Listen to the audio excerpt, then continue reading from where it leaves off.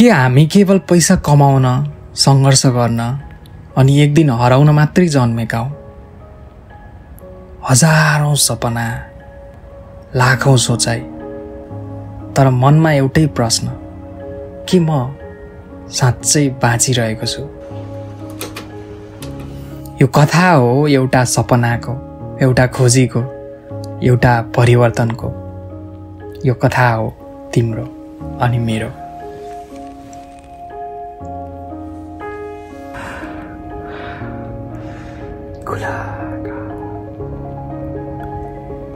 भिन्नता के छ तिमी र म बीचमा?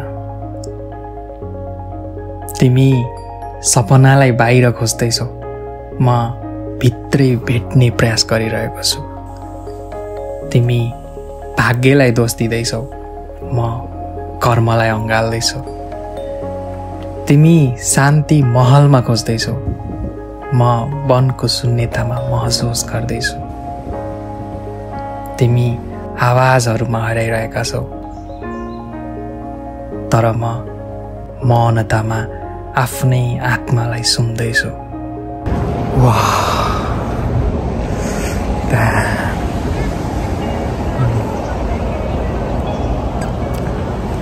Please. Dami saya, dami bro. Oh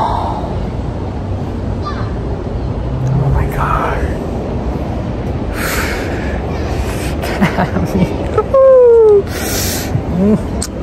Wow, dami, dami, bobal. Oh my god. भिन्नता केवल दृष्टिकोणको। तिमी बाहिरी संसारको खोजीमा छौ, म आत्माको यात्रामा छु।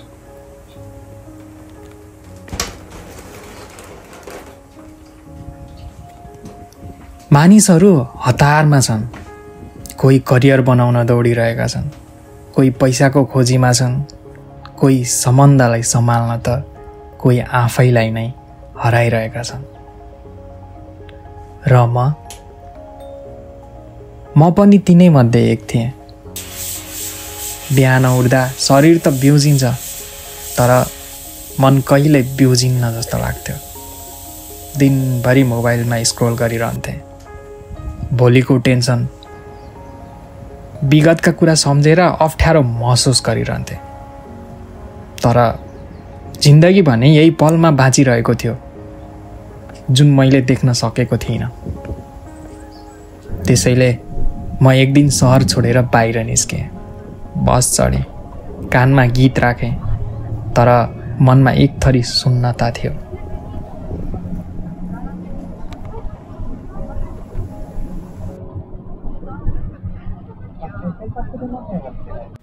म प्रकृतितिर गइरहेको थिएँ, तर साँच्चै म कहाँ गइरहेको थिएँ मलाई नै थाहा थिएन। बसको झ्यालबाट बाहिर हेर्दै थिएँ। सहर टाढा हुँदै गयो, पहाड नजिकै आयो। झन् उचाइमा पुगेपछि मोबाइलको सिग्नल हरायो।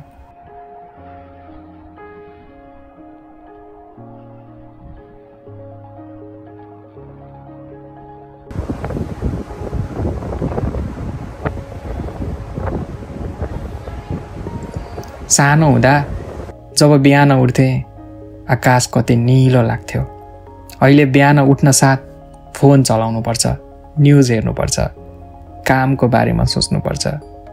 म जिन्दगी जिउँदै थिएँ त बस तानिएर अघि बढ्दै थिएँ। तिमीलाई कहिले यस्तो लागेको छ? जिन्दगी तिमीलाई तानिरहेको छ, तिमी आफ्नो बाटो हराइरहेका छौ। म एक्लै जङ्गलतिर हिँडेँ, तर सबैभन्दा ठुलो कुरा मलाई पहिलो पटक मनभित्र शान्ति महसुस भयो।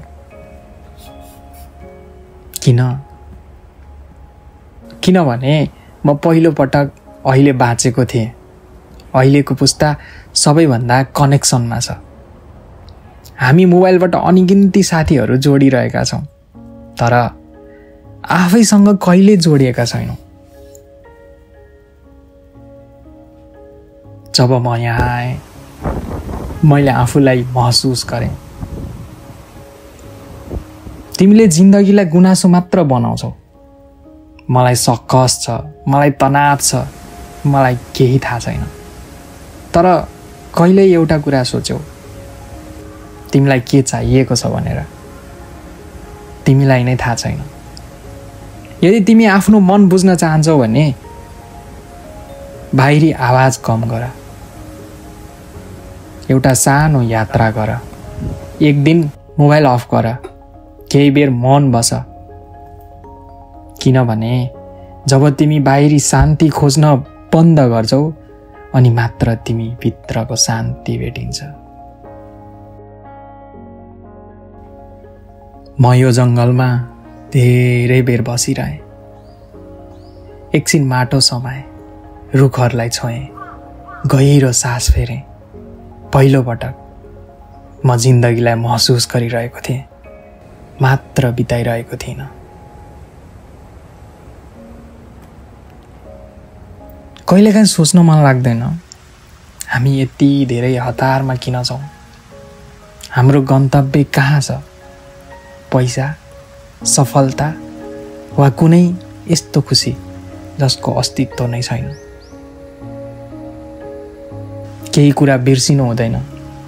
जीवन भाग्ने कुरा होइन, महसुस गर्ने हो।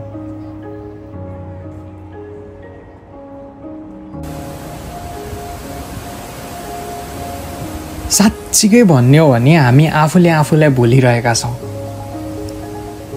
जीवन जिउने होइन, हतारमा बिताउने खेल मात्र बनिसकेको छ। तर जब तिमी एकछिन रोक्छौ, गहिरो सास लिन्छौ अनि जिन्दगीलाई महसुस गर्छौ, त्यो नै वास्तविक शान्ति हो। साँच्चै तिमी आफै सोच, के तिमी बाँचेका छौ वा केवल जिन्दगीलाई अघि धकेल्दैछौ? शान्ति खोज्ने होइन, आफै भित्र हेर्न सिक्नुपर्छ। किनभने साँचो शान्ति बाहिर छैन, यो तिमी भित्रै लुकेको छ।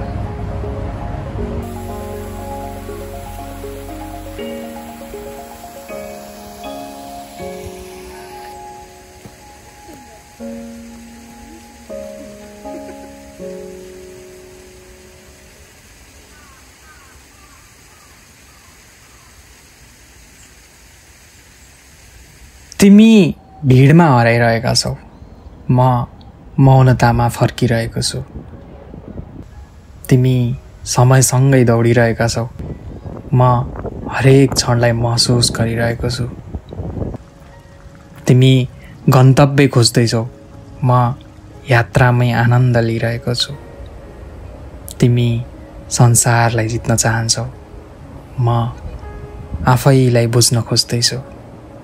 भिन्नता छ केवल सोचाइमा।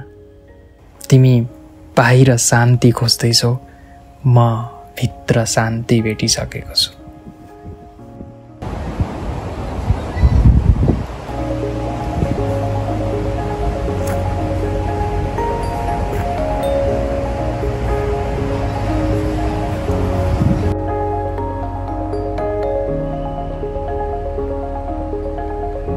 दामी यस्तो बवाल ठाउँ छ। Literally. Let's go, bro. Come on.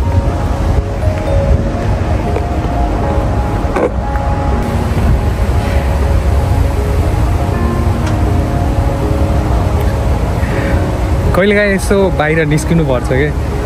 Like म चाहिँ कस्तो सोचिरहन्थेँ भने होइन, अब साथी छैन, कहाँ जाने, एक्लै छु होइन। बट जब म आज निस्केँ नि, ओ माई गड, भाइब्स नै छुट्टै छ के। अब्बा यस्तो बवाल फिल भइरह। आई फिल सो गुड होइन। यो बिचमा मलाई एक हप्ता जति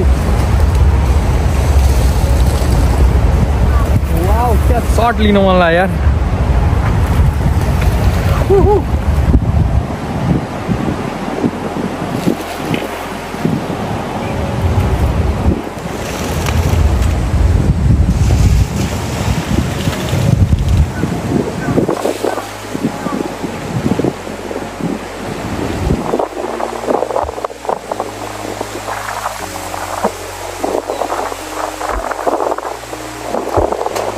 अहिले अब कलेज पनि छैन, काम पनि छैन, केही पनि छैन नि त, यतिकै एक्लै बोर लागिरहेको थियो।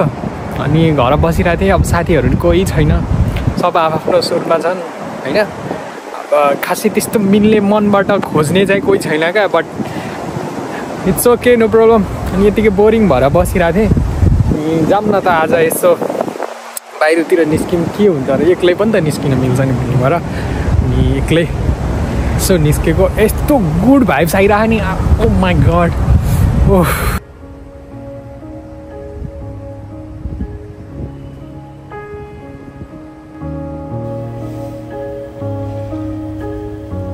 बेला बेला प्रकृतिसँग रमाउने गर, एकछिन सास फेर्ने गर, समय निकाल, बिना कारण हतार नगर। जिन्दगी भविष्यमा बाँच्ने कुरा होइन, अहिले महसुस गर्ने हो। किनभने साँचो शान्ति खोज्ने होइन, आत्माभित्रै देख्ने कुरा हो। यो केवल मेरो कथा होइन, यो तिमीहरूको पनि कथा हो।